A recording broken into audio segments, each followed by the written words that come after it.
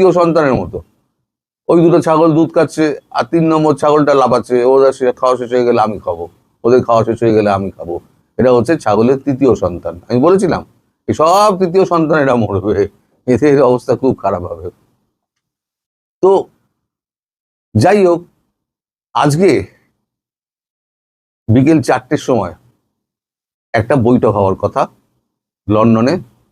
Doctor Jaishankar, Khalilur Rahman এবং হুমায়ুন, সঙ্গে যে লেজুর গিয়েছেন হুমায়ুন ওই বৈঠকে থাকবেন কি থাকবেন না সে খবর আমি জানি না, কারণ জয়শঙ্কর যে অ্যালাউ করবেন কি করবেন না, কারণ উনি পররাষ্ট্রমন্ত্রী, তো পররাষ্ট্রমন্ত্রী কথা বলবেন, কোনো ডেপুটি কারোর সঙ্গে উনি কথা বলবেন না, আর থার্ড পার্টি কাউকে উনি হয়তো অ্যালাউ নাও করতে পারেন এই গোপন বৈঠকে। তো এই বৈঠকের খবর তো আর তাড়াতাড়ি আমরা পাবো না, এই বৈঠকের খবর হয়তো আমরা 1-2 দিনের বাদে পাবো, যে বৈঠকে কি কি আলোচনা হয়েছে না হয়েছে। তবে এটা যে ভারত এবং বাংলাদেশ কেন্দ্রিক এবং আওয়ামী লীগ তার মধ্যে একটা বড় ফ্যাক্টর, এটা নিঃসন্দেহে বলা যায়।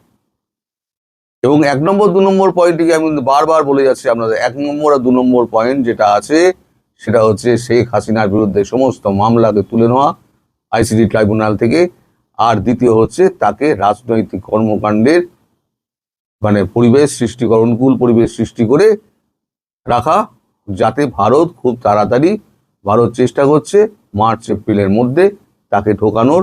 এটা কিন্তু আমার কথা নয়, এটা আপনারা ধরে নেবেন না যে আমি বলছি, এটা আমার কথা নয়, এটা কূটনৈতিক মহলে শোনা যাচ্ছে যে এরকম একটা ভারতের প্ল্যান রয়েছে মার্চ এপ্রিলের মধ্যে।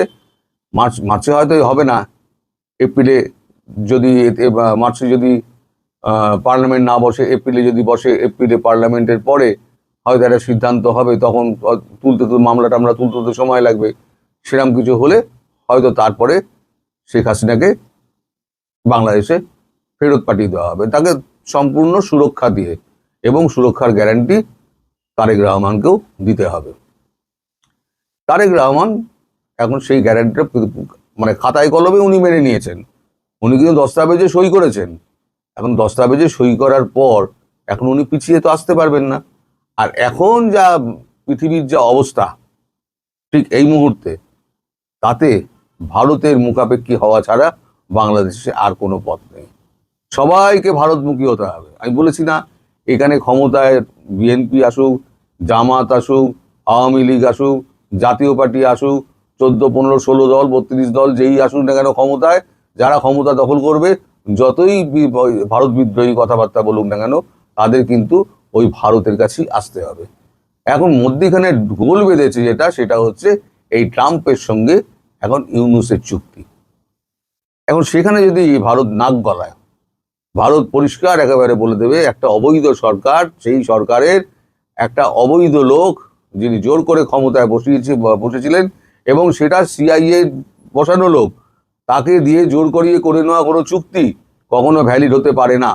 ইন্টারন্যাশনাল কোর্ট অফ জাস্টিসে যদি ভারত চলে যায়, এই চুক্তি কিন্তু নিমেষে খারিজ হয়ে যাবে, সেটা কিন্তু বাংলাদেশ গিয়ে করতে পারবে না, সেটা ভারত তৃতীয় পক্ষকেই করতে হবে। কারণ ভারতের সঙ্গেই বরাবর বাংলাদেশের সম্পর্কটা রাজনৈতিক, কূটনৈতিক সম্পর্ক এবং ব্যবসায়িক সম্পর্ক রয়ে গেছে। সেক্ষেত্রে ভারতবর্ষ বলবে কি, আমার ব্যবসায় ক্ষতি হচ্ছে, এরকম একটা চুক্তি করিয়ে নেওয়া হয়েছে চাপ দিয়ে। সেটা যদি হয়, ইন্টারন্যাশনাল কোর্ট অফ জাস্টিস কিন্তু বাংলাদেশের পক্ষেই রায় দেবে এবং এই চুক্তি বাতিল হয়ে যাবে। যেহেতু প্রথম ট্যারিফ চুক্তিটা সুপ্রিম কোর্টে খারিজ হয়ে গিয়েছে, ফলে ইন্টারন্যাশনাল কোর্ট অফ জাস্টিস তারা কিন্তু ওই সুপ্রিম কোর্টের যে রায় আছে, সেই রায়টাকে শিরোধার্য করে এই চুক্তিটা বাতিল করবে। তাহলে পরে কি হলো, অঙ্কটা দাঁড়ালো এটা, যে যদি ভারতবর্ষের সাহায্য পেতে হয়, তাহলে ভারতবর্ষের অনুগ্রহ পেতে হয়, তাহলে পরে ভারতবর্ষের দোরগোড়া এসে ওই পাপোশে পা মুছে ঢুকতে হবে। যত ভারত বিদ্বেষী যত সমস্ত ছিল না, ওই সমস্ত ছেড়ে দিয়ে খোলস চেঞ্জ করে ঢুকতে হবে, এবং আওয়ামী লীগকে পুরোপুরি রাজনৈতিক কর্মকাণ্ডের পরিবেশ গড়ে দিতে হবে। ভারত যেটা চেয়েছে, একটা গোলাগুলি না চালিয়ে, এটা হচ্ছে কূটনীতির জয় বলতে পারেন, একটা গোলাগুলি একটাও না চালিয়ে একেবারে একটা সরকারকে, যে সরকারটাকে ইউএস বসিয়েছিল, সেই সরকারটাকে ভারত উগড়ে ফেলে দিয়েছে।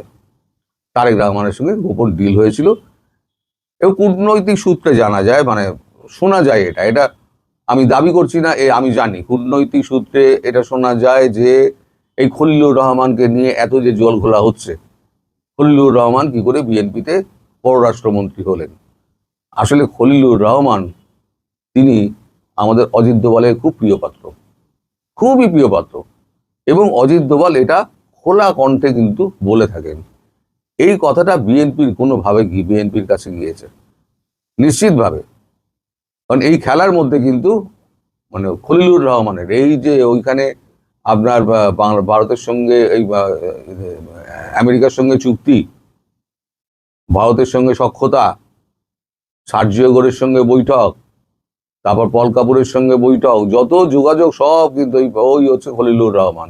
এই একমাত্র ব্যক্তি বিএনপির মধ্যে, বাংলাদেশের মধ্যে একমাত্র ব্যক্তি হচ্ছে খলিলুর রহমান, যিনি সমগ্র মানে একে ব্যক্তিকে এক কাট্টায় ধরে রেখে দিয়েছেন। এমনকি চায়না পর্যন্ত, রাশিয়ার লুটনিক পর্যন্ত সবাইকে কিন্তু একই সূত্রে উনি বেঁধে রেখে দিয়েছেন। লোকটা কিন্তু যার যাই বলুন, লোকটা কিন্তু অনেক কাজের প্রখর বুদ্ধি সম্পন্ন লোক।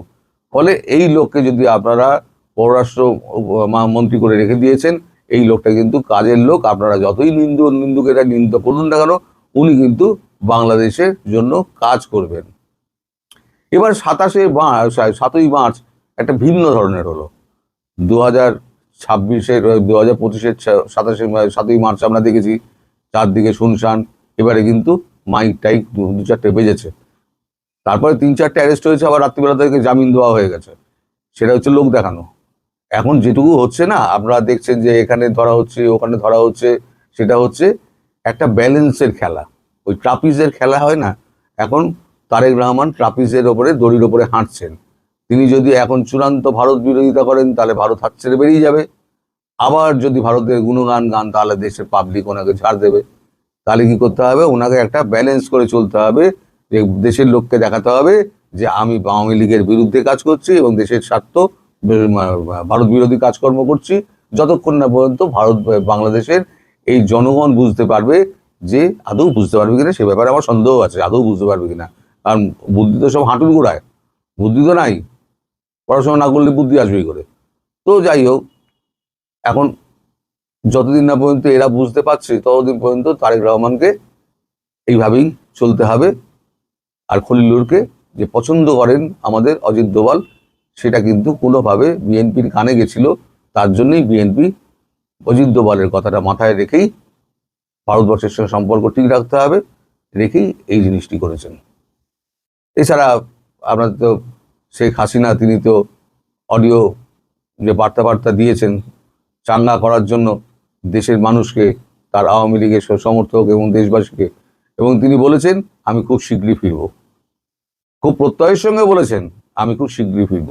তাহলে এই যে তিনি খুব শীঘ্রই ফিরবেন, এই কথাটা তো তিনি নিজে বলছেন না, কারণ তিনি পারিপার্শ্বিক অবস্থা জানেন, এখন সারা বিশ্বের অবস্থা তিনি জানেন, সেখানে ভারতের অবস্থানও তিনি জানেন।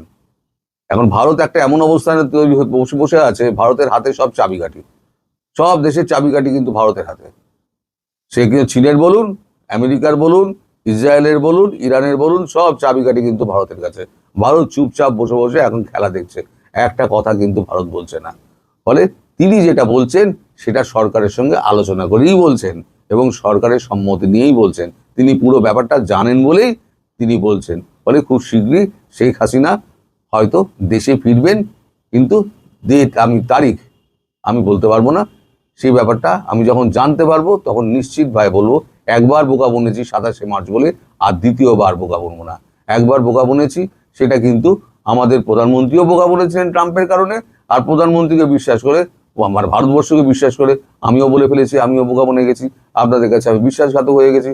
ফলে ওই বিশ্বাসঘাতক। দর্শক, সম্পূর্ণ ভিডিওটি দেখলেন, আশা করি বিষয়টি বুঝতে পেরেছেন।